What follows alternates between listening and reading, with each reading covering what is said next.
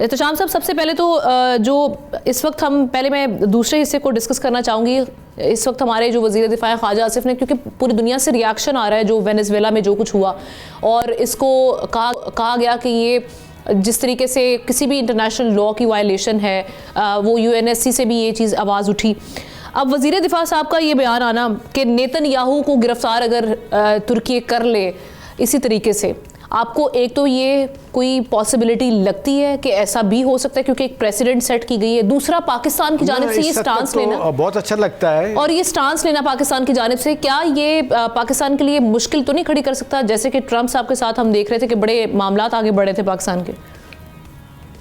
جی دیکھیں، خواجہ آصف صاحب نے تو بنیادی طور پہ تو اصولی طور پہ تو بات بڑی صحیح کہی ہے. دیکھیں نا، وہ وار کرائم ڈکلیئر ہو چکے ہیں، اپنا کرمنل ڈکلیئر ہو چکے ہیں، اور باقاعدہ انٹرنیشنل کورٹ کی طرف سے کہا گیا ہے کہ جی کہ ان پہ جنگی مقدمات ان پہ چلنے چاہیے. جس طریقے سے جینوسائڈ کیا، 70,000 سے لوگوں کو مارا انہوں نے، وہ کہتے ہیں کہ دنیا کی تاریخ نہیں بتاتی، کوئی اور تاریخ نہیں بتاتی، پڑھ کے دیکھنے پرانا اتنا ظلم کبھی نہیں ہوا جو اس شخص نے ظلم کیا. بالکل پوری دنیا مطالبہ کر رہی ہے. آئیڈیلی تو ہم بہت اچھی بات کر رہے ہیں، ہاں، لیکن دیکھیں نا، وہ خواہش تو نہیں ہے. وہ کہتے ہیں نا، if the wishes were the horses, خواہشیں اگر مان لی جائیں، قبول کر لی جائیں تو پتہ نہیں کیا ہو سکتا ہے. دیکھیں، اس وقت تو وہ منظور نظر ہے نیتن یاہو. امریکن بڑی بھرپور سپورٹ کرتے ہیں، یورپین یونین بہت سے حوالے سے پیچھے ہے، اور اپنا جرمنی کے چانسلر تو بڑا اوپنلی کہہ چکے ہیں ایک سے زیادہ دفعہ کہ نیتن یاہو جو کر رہا ہے دنیا میں وہ ڈرٹی کام کر رہا ہے، جو اصل میں ہمارے لیے یہ کام کرنا ہے جو وہ کر رہا ہے.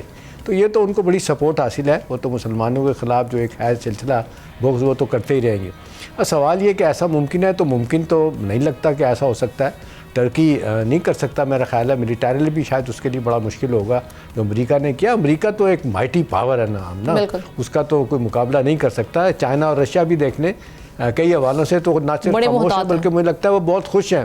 رشیا کو تو بالکل، جس کو کہتے ہیں ایک دفعہ مل کے ہی ہے، ایک دفعہ پھر ان کو اللہ شہری کہ بھئی ٹھیک ہے، جتنا کام کر سکتے ہیں آپ کریں. ڈون باس کا علاقہ بھی لے لیں، یوکرین کا باقی بھی لے لیں، مجھے کوئی اعتراض نہیں ہے.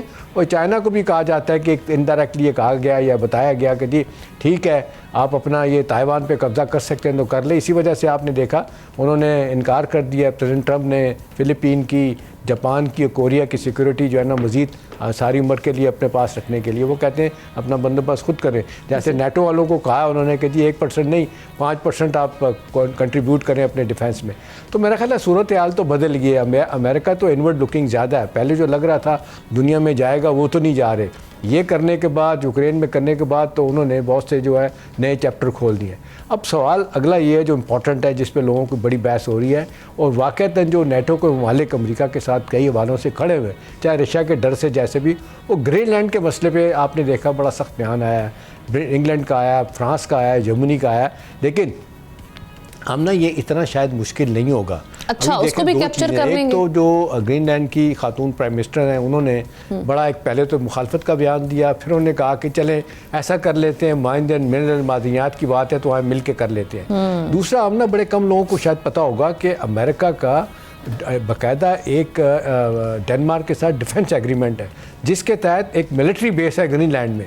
وہاں تو امریکی پہلے ہی موجود ہیں، وہاں تو آپ ان کی فوجیں بھی ہیں، ان کا اسلحہ بھی ہے، سب کچھ ہے.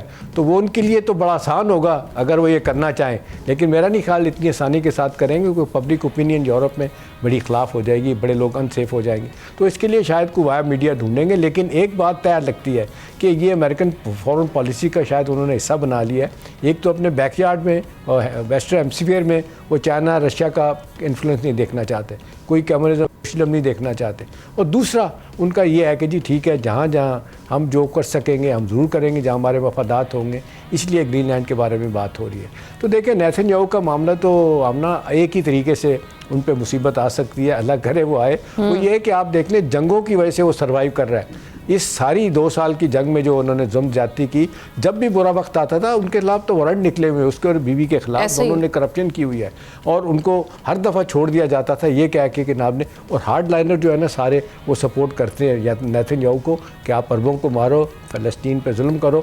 تو نتیجتاً ان کی بھی مجبوری ہے نیتن یاہو کی کہ میں لڑائی کرتا رہوں اپنے آپ کو بچاؤں، لیکن یہی لگ رہا ہے کہ اب شاید اس کی پولیٹیکل سروائیور مشکل ہوگی. اور جس طرح ایک اور ان کا صدر جو ہے کرپشن میں آپ دیکھ لیں پچھلے 15 سال سے وہ قید میں بیٹھا ہے، شاید ان کے ساتھ بھی وہی ہوگا، کیونکہ یہ کہا جاتا ہے کہ جتنا بھی ظلم باہر کرتے ہیں لیکن ایک کہتے ہیں بڑی وائبرنٹ ایک ڈیموکریسی ہے اسرائیل میں، اور وہ بڑے ڈیموکریٹک طریقے سے سارے کام کر رہے ہوتے ہیں. سبسکرائب کریں اور بیل دبائیں تاکہ کوئی خبر رہ نہ جائے.